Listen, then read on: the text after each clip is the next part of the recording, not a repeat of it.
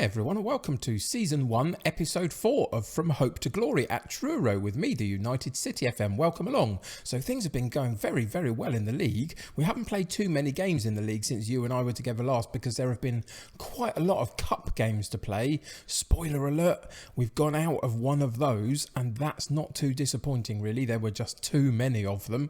So, you pick your battles, and we lost one of those. But other than that, things have been going very well. We sit in about 6th place in the league. We get the Metropolitan Police team today, so we'll best be on our best behaviour. So let's get into today's episode and see how we get on.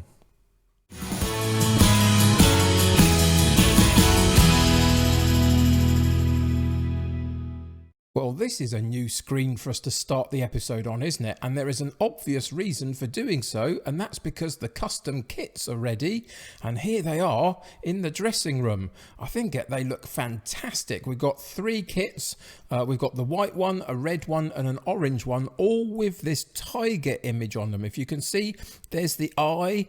There's the nose just around the bottom here. There's the mouth in the bottom right hand corner, and there's the stripes on the forehead.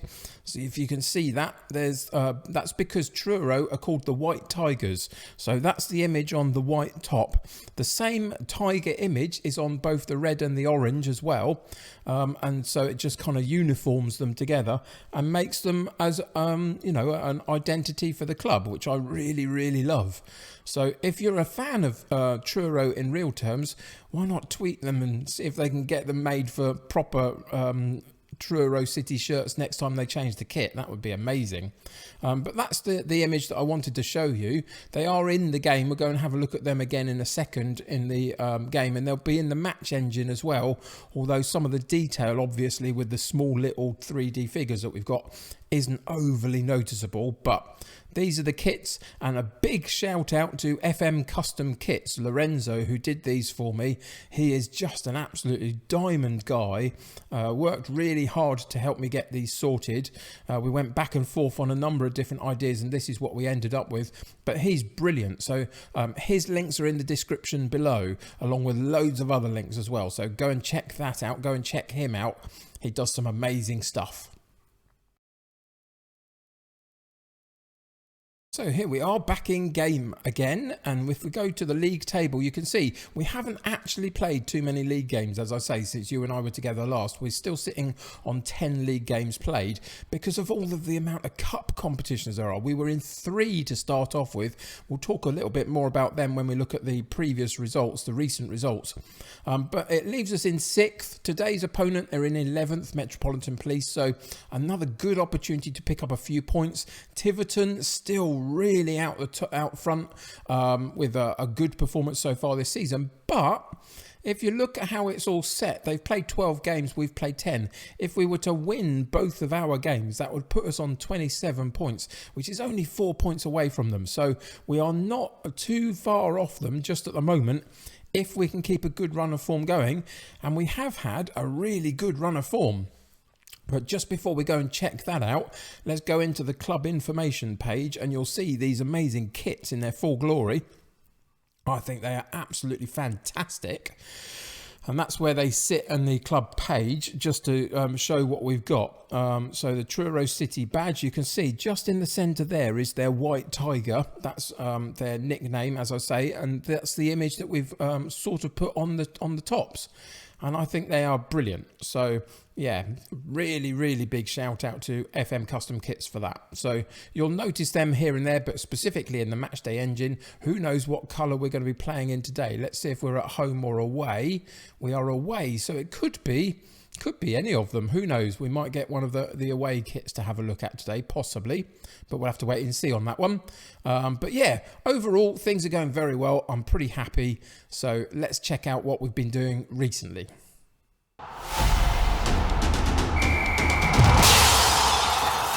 So in terms of recent results, I'm tempted just to say boom and walk off the shot, to be honest, because the form has been amazing. You can see right the way back to mid-October where we changed up the formation into our more Route 1 style.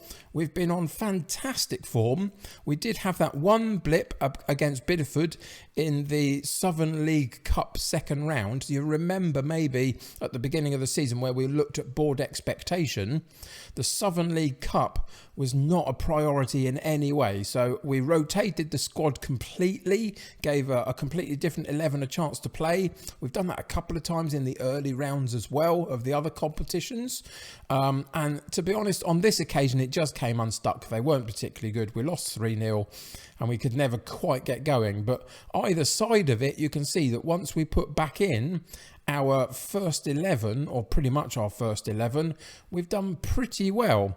So we've been through a couple of rounds now of the Emirates FA Cup qualifying round. We started with Peterborough Sports and beat them 3-2 in an epic match.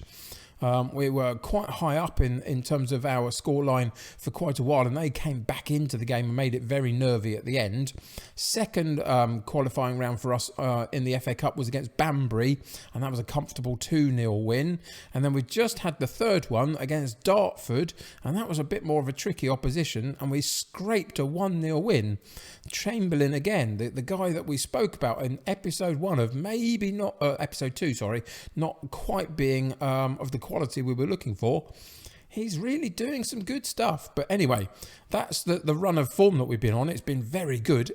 Sparsely in there has been some league matches. There are just so many cup games. It's madness. If you look at the next 4 games coming up as well, we've got 2 more in there as well. So it doesn't let up at all. I can't say that I'd be too disappointed if we maybe go out of one of the others as well and just get the chance to focus on the league for a little while, really. I mean, you see all these league matches coming up, but if we keep doing well in the cup, they're going to be interspersed with even more games, and that could prove tricky as the season goes on. But anyway, we're not going to worry about that just at the moment. For now, we're just about starting December, so we got 2 more episodes before the end of the calendar year. And today it's all about the Metropolitan Police team away from home. They do sit mid-table. We're above them in the league. So is this a good chance to get some more points? We'll have to find out.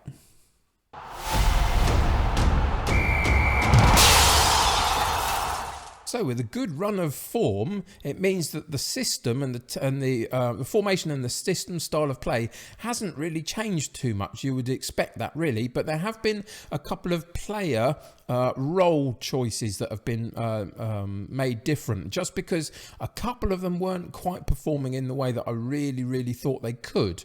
So the first one is this guy, Dan Rooney, and for a long time he was playing as an attacking Metzala. That was one of his key roles that I could find if you put him into the central midfield area. There he is there. But what we've actually done is changed him into the box-to-box, not because he's brilliant in terms of his tackling, but because I think we needed another body in the defensive area when we were losing the ball, and occasionally he wasn't there. So his pace isn't brilliant, his stamina's not too bad, so he can get up and down the pitch enough, but I just wanted an extra body to be able to sit in the defensive area when we should need it, and I didn't think the Metzala role was doing that, so we changed him into a box-to-box midfielder for now, but that's not set in stone. We can change it again. And the other guy is Dixon at left back. Now Dixon, on the face of it, is a fairly decent attacking fullback, a little bit lacking in pace and acceleration, but other than that his tackling's not fantastic, but everything else is pretty decent for what you would want from attacking fullback, really. So let's put him on the support duty and see what attribute highlights there are. So other than the physicals, I think he does pretty well. Up until recently, I had him in the automatic role rather than the support role.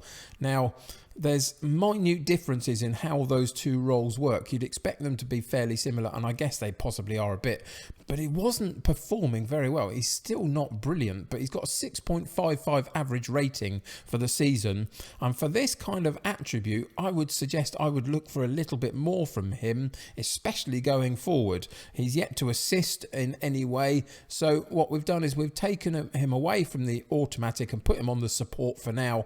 I don't want to put him too high up the pitch because his pace means that he can't always get back in the area that I need him to, but I just needed to change something with him to see if we can get a slightly better performance out of him.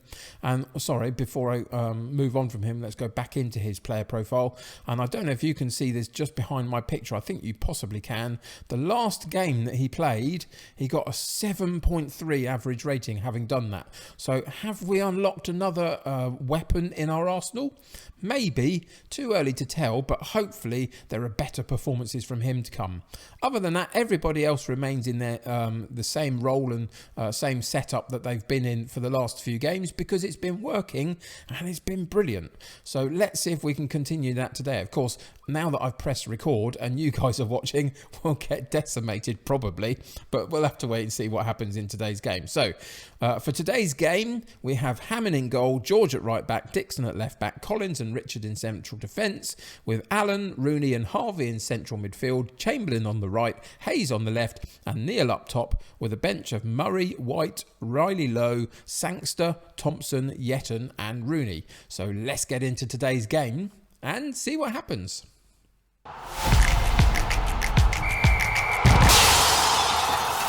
So we've gone with favourites for a reason. Go out there and leave them in no uncertain terms as to why we are favourites today. Put the pressure on the players to perform. Now we're away from home, which is always, of course, going to be slightly trickier. But even so, with the run that we're on and where Metropolitan Police sit in the table, I expect us to be at least competitive in this match. Corner for the police, the Metropolitan Police, I don't know what to call them, the Met?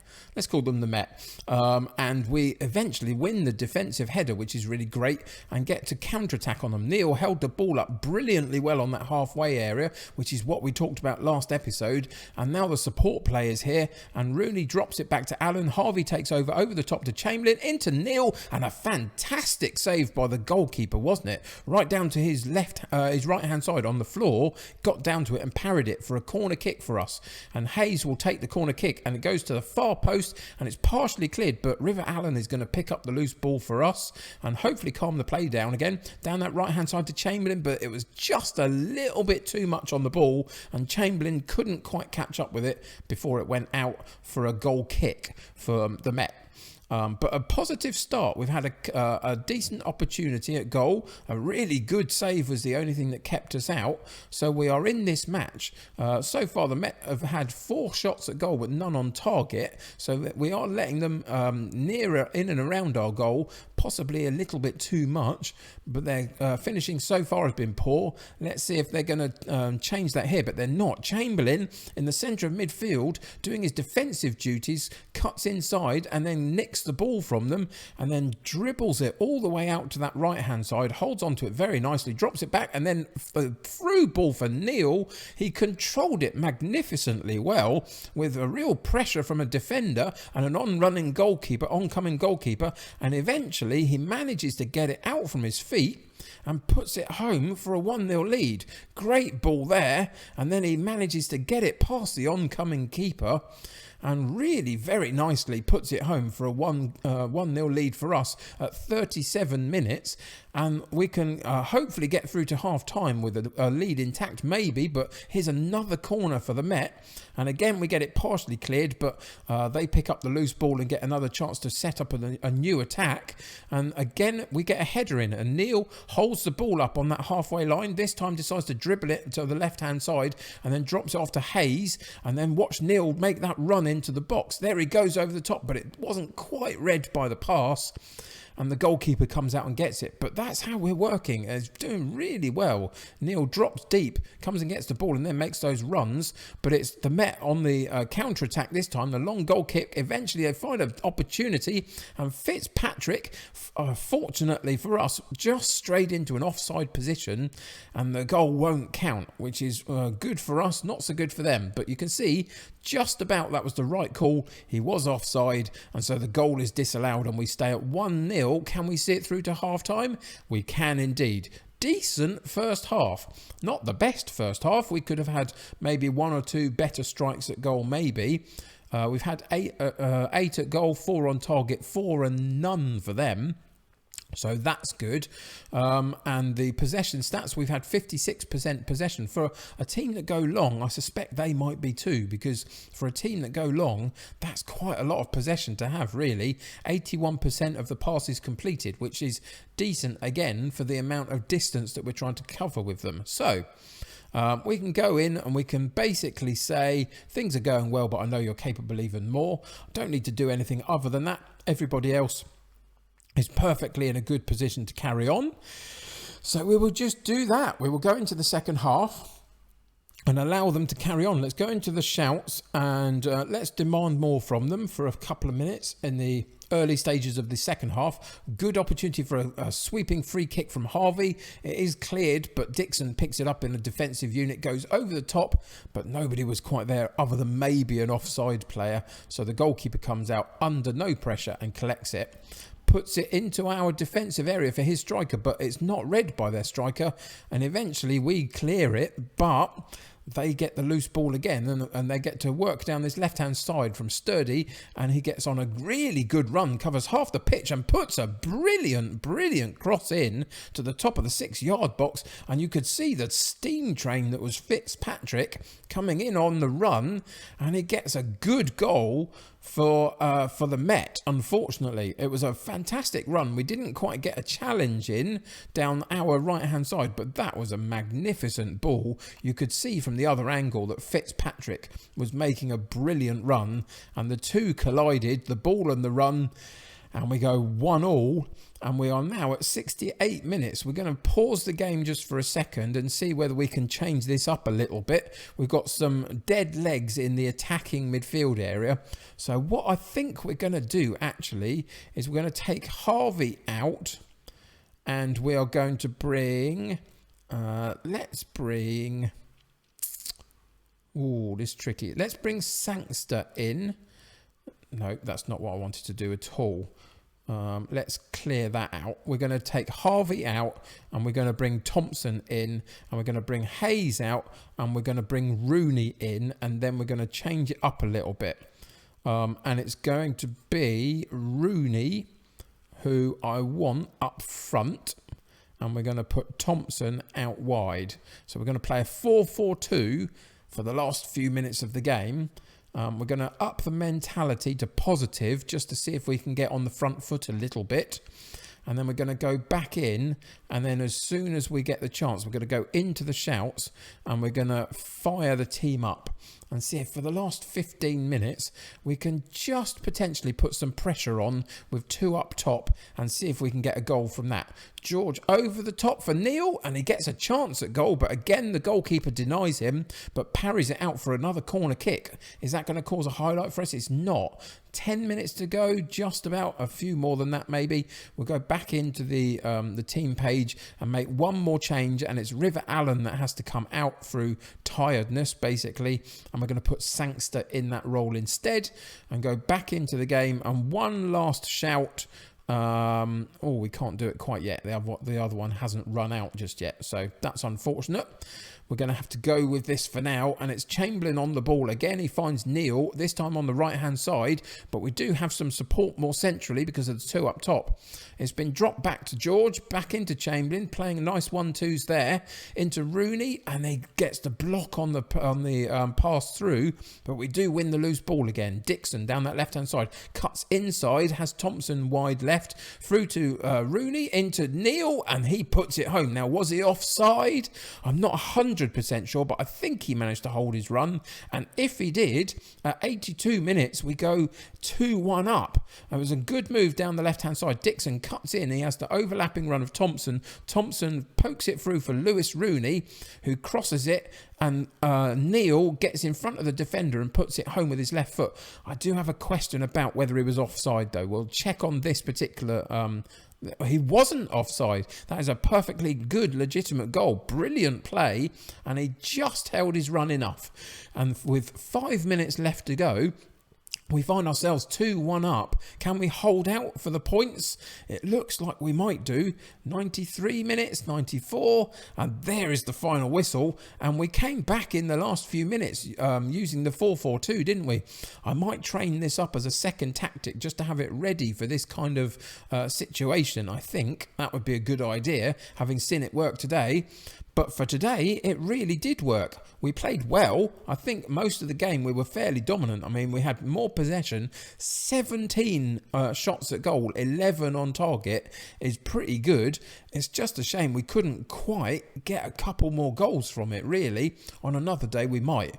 But overall, a 2-1 win. We keep marching on, keep getting the points, and I'm pretty happy with that.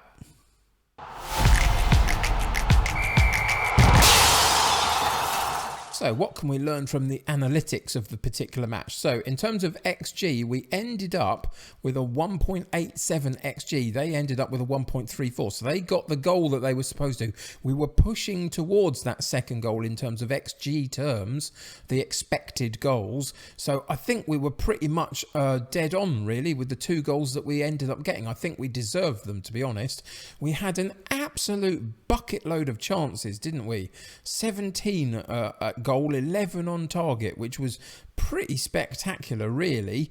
But you can see that means that we did miss a lot of them for various reasons. So, for example, the long shots a couple of them were off target.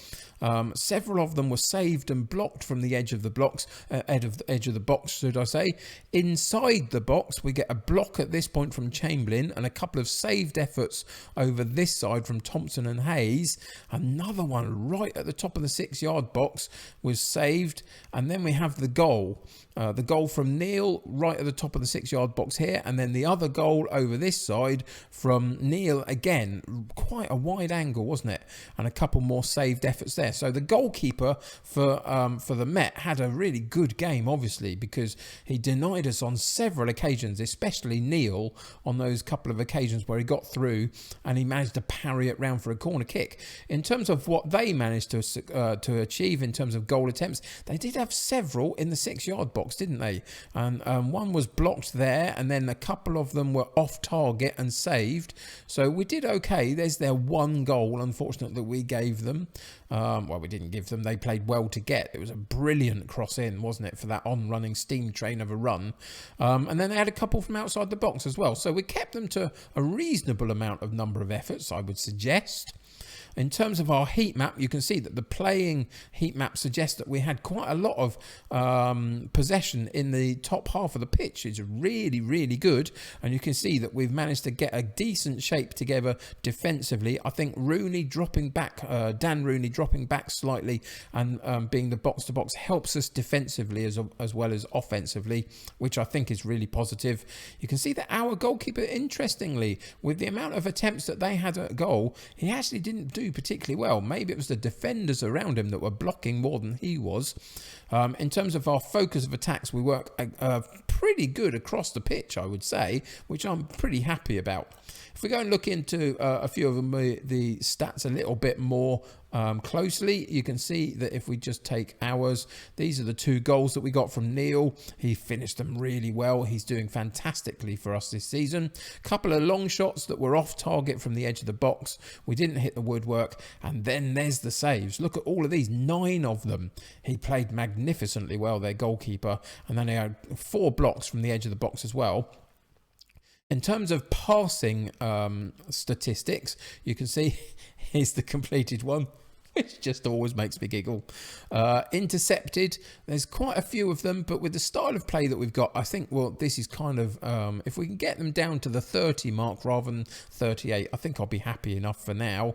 Couple of blocked attempts at passes, a few unsuccessful ones, but again, that's the style of play that we've got now. It's going to be less accurate, isn't it? And not too bad on the out of play, where we're just booting it around the place to find someone and not getting there because it goes too far out. So I think that's not too bad, and some very good amount of key passes, really, from all different angles, which is really encouraging to see, I would suggest. And there is our one chance created. So not too bad in terms of passing terms. Maybe a couple of them need to be just improved a little bit. And the one that I want to have a look at today, the third situation, is this one, and it's the clear-cut chances. Now, the reason I wanted to have a look at this is because we had 17 shots at goal, we had 11 on target, and only one of them is a clear-cut chance. We need to carve open a few better opportunities, specifically for Neil to get on the end of, and that's something we're going to have to be working on a little bit. I'm not 100% sure how we're going to do that just at the moment, but that is the thing to work on. A couple of episodes ago, we talked about how we were passing the ball around the pitch, and in the end we went the opposite way than I thought we were going to go, and went longer rather than shorter. But now it becomes about how you turn that slightly long ball game into really good chances, clear-cut chances for our striker to have a go at.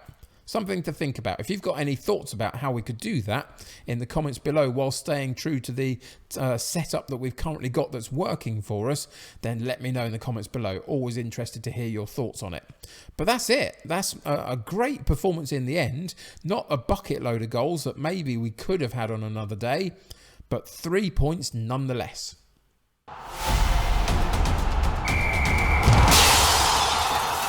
So just before we go and check out exactly what's happening next episode, it's worth stopping on this page, isn't it? We are in the league page, and look at this. We sit 4th. We've moved up a couple of spots. We've played our 11th game. Everybody around us, pretty much, other than Weston-super-Mare, have played more games than us. So there is room for us to continue to go up the table. Obviously, Weston-super-Mare are going to cause us a little bit of a problem there when we come up against them. But other than that, we are doing very, very well. And you can see, I think, that we've got a little bit of fight about us. We've got a couple of formations now that we could potentially work on that give us options depending on the match situation, and I think for a first season this is going pretty well. So let's go and check in with the schedule page and just see what we've got coming up. And we've got that. Oh, we've got Weston-super-Mare coming up very soon in the league. So that's going to be a key match at the top of the table, isn't it? If we could beat them, that really pushes us into the top area. If, of course, we lose or we drop a couple of points, then maybe that's going to drop us off slightly. But even so, at this point, I'm pretty happy with where we are. We've got a couple more cup games, and then next episode we'll be back for Hayes and Yedding. It's a bit mean of them to put two sides out, isn't it? Hayes and Yedding, but okay, we'll cope. Sorry, that was a bad joke. Anyway, we're going to come back for that match to finish off the calendar year. Then after that, we've got the January window. Can we reshape the side again a little bit? Can we maybe take some of the wages down to help the club finances and bring a couple of free players in? Maybe. Something to think about for January. But until then, we've got one more episode to go for Hayes and Yedding. Got a few games in between, some in the cup, some in the league. That big important game against Weston-super-Mare.